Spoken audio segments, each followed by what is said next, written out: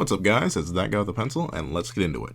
Here we are to discuss chapters 336 and 337 of Nunatsu no Taizai, or the 7 Deadly Sins. Now, you may be wondering why there wasn't a review of chapter 336 alone, and the reason that is because I couldn't really find much to say about the chapter, and a lot more information came in this chapter, like I expected. So what we're going to do is we're going to combine these two chapter reviews, and really the only thing I have to say about chapter 336 is Arthur's a reality warper now.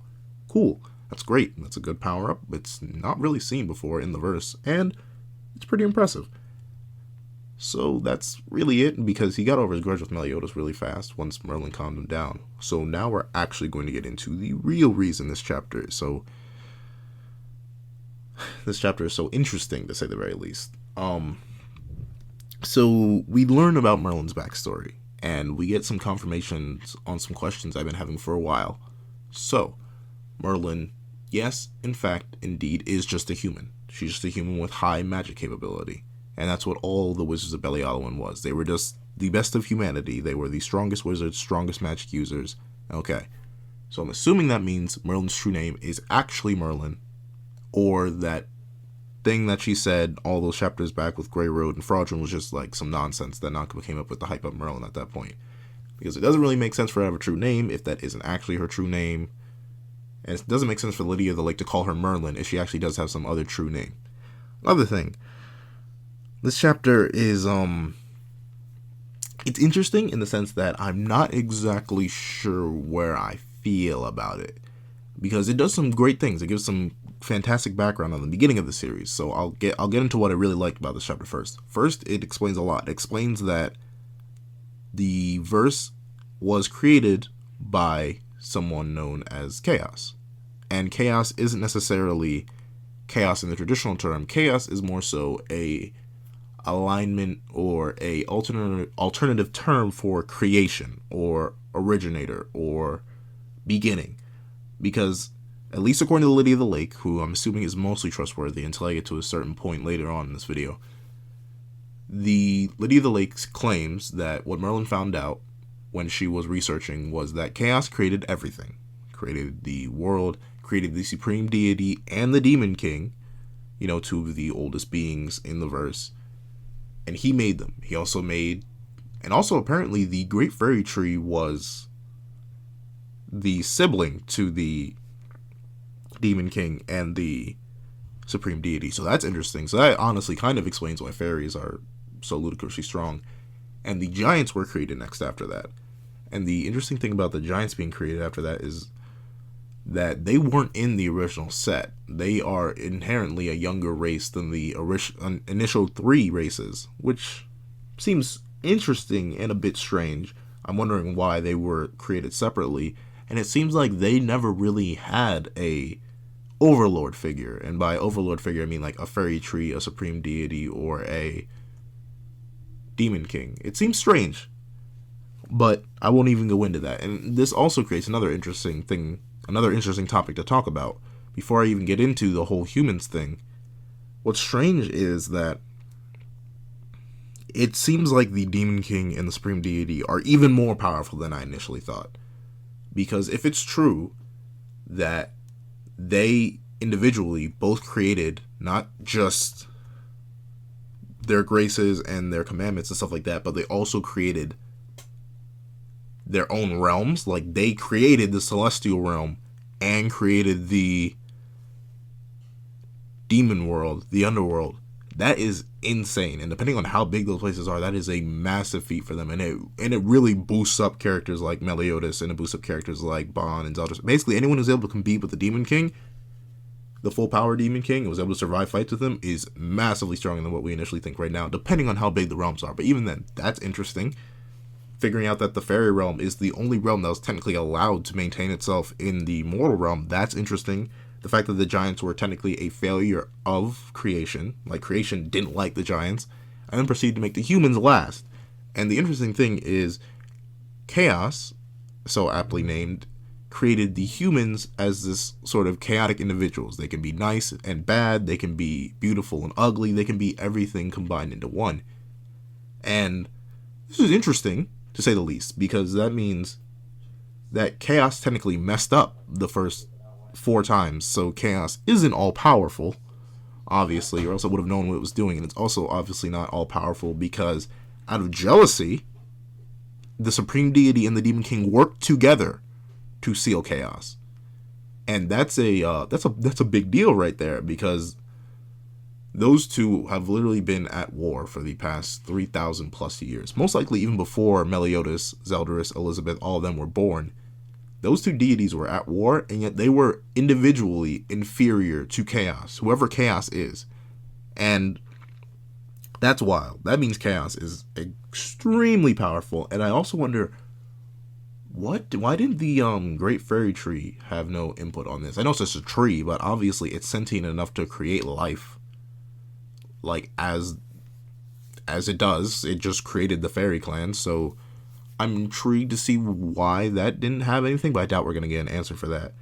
So yeah, lore-wise, this chapter was interesting. If none of this lore turns out to be a lie, then that is actually really, really cool to learn about and hear about. That's amazing to think about, that how powerful all these primordial beings are, and now how powerful, well, I guess it depends. It really depends on where you want to scale Meliodas to the Demon King and his full power and stuff like that.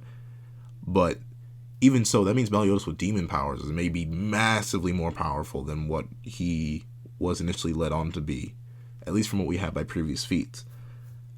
Now, getting into the issue I have with this chapter, the reason I was so hyped in the last review was because I literally had zero idea where the series was going, and I was hoping that there's going to be some cool writing twist that had to do with Merlin, maybe becoming a villain, Merlin having an interesting backstory, Merlin having some good reason to have sealed chaos inside of Arthur, and that's going to be a point I'm going to talk about soon. But the reason that she created chaos the reason that she wanted to revive chaos was because of unrequited love from Meliodas. I'm not sure how other people feel about this. I haven't really talked to anybody about this chapter, because I try to keep, when I give my thoughts to you guys, I like to try and keep them pure and distilled. I don't like that all this 3,000 years of planning, yada yada yada, all this time and effort that Merlin put in to create chaos, to do all that, to become all powerful, not all powerful, to use her infinite magic to trick and almost kill Elizabeth, all that stuff, was because she had a crush on Meliodas. That's and it's for good reason. It's for good reason. He did save her all those years ago when she was running away from her basic torture as being just a tool to be used by her people. Even her own father didn't really love her. He just saw her as a tool. So she has good reason to fall in love with Meliodas, but I was just, for that being her motivation, for that being the reason she's called the sin of gluttony, and that being the reason why she just hungers for knowledge and does all that stuff, I'm not a fan. That's really my issue. I'm not a fan about that, because Meliodas works for the fact that he has his one love. It's Elizabeth.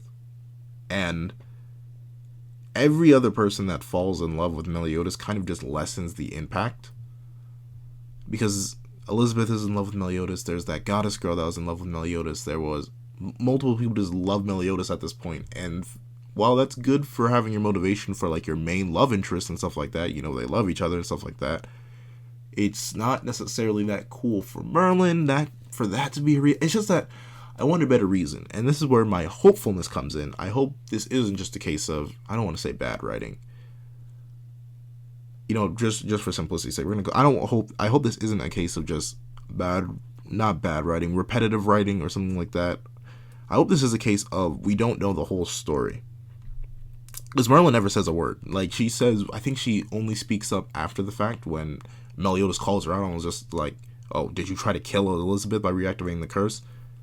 The thing I'm hoping is that Merlin actually has another reason, because 3,000 years of pining for this chaos thing that you're not even entirely sure that you control, that the two strongest beings in the verse before Meliodas popped up were so scared that they had to work together. They're both mortal enemies. They're literal opposites. They had to work together to seal chaos. You went through all this just because Meliodas didn't love you back? It just seems like a kind of weak-ish reason. I wouldn't like it if that was literally the only motivation Merlin had for the past 3,000 years. That's kind of sad.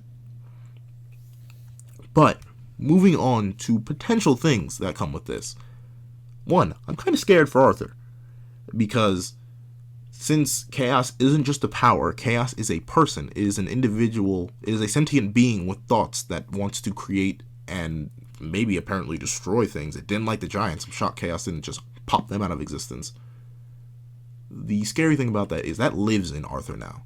So it is literally, I know I'm referencing Naruto again, it's literally like a tailed beast living in Arthur, except this tailed beast is like Kurama, because it's triggered that it was sealed away for 3,000 plus years, probably even longer, because Meliodas, who's been around for 3,000 plus years, had zero idea about who or what chaos was. Meliodas didn't even know about that.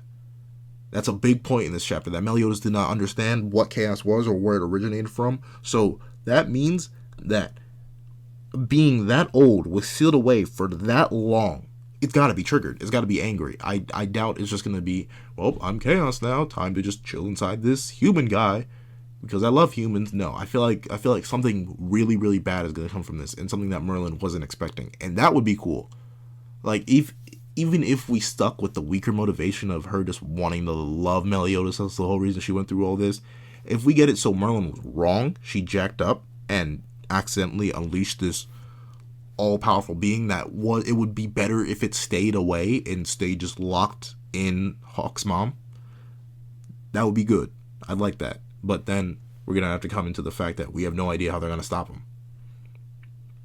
Because going back to the power thing, since Arthur has chaos now, Arthur is automatically the most powerful character that we have just sitting around. Because as we saw with the reality warping, the whole reason that even stopped, Meliodas didn't beat that, Bond didn't beat that, King didn't beat, none of the sins beat the reality warping that Arthur was doing. Merlin just got her hands on Arthur and managed to calm him down.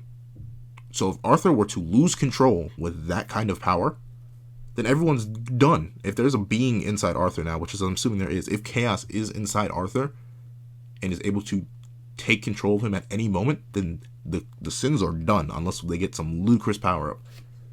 So that's the main issue there. And going on to the thing that Meliodas brings up, and that I personally agree with, is Merlin evil? To a degree, yes, because she manipulated everyone. I know the Lady of the Lake says, oh, no, you've manipulated and used her too, but no, this is to a whole different degree. So Merlin wanted Meliodas to be possessed by the Demon King, because she apparently delayed the time spell. Merlin apparently wanted Meliodas 1,000% to destroy the demon. She wasn't straightforward with Meliodas on this, and I feel like Meliodas would, like, her whole reasoning for reactivating the curse after Meliodas destroyed it, that's right, Merlin did it herself. That wasn't what the initial excuse was, that the Demon King was still alive and that the curse kept regenerating because of that. Merlin did that. She reactivated the curse on Elizabeth, the person she cares for. And then she reactivated that curse. She went through all of that to redirect the magic into the lake, also she could awaken chaos. Merlin betrayed the sins. Is she evil? Possibly. I'm kind of leaning towards yes. Just because everything she did was just so wrong. Like, actively manipulating the people who trust and love you is it isn't a good thing. And what one statement gets me about this, and I feel like this is where the Lady of the Lake was wrong. So I guess she's just like, oh, well, you all are different races, so I guess you can never understand Merlin's natural chaotic nature as a human. And that's incorrect, because every single couple that's in the Seven Deadly Sins are of different races, literally opposing races in the case of Meliodas and Elizabeth. And Bond is a human, so if anything, he would empathize with Merlin. I personally don't empathize with Merlin, because it seems wrong. And especially considering, maybe if the circumstances were slightly different, like maybe if chaos was sealed away by like Meliodas or something like that, or someone weaker, but no.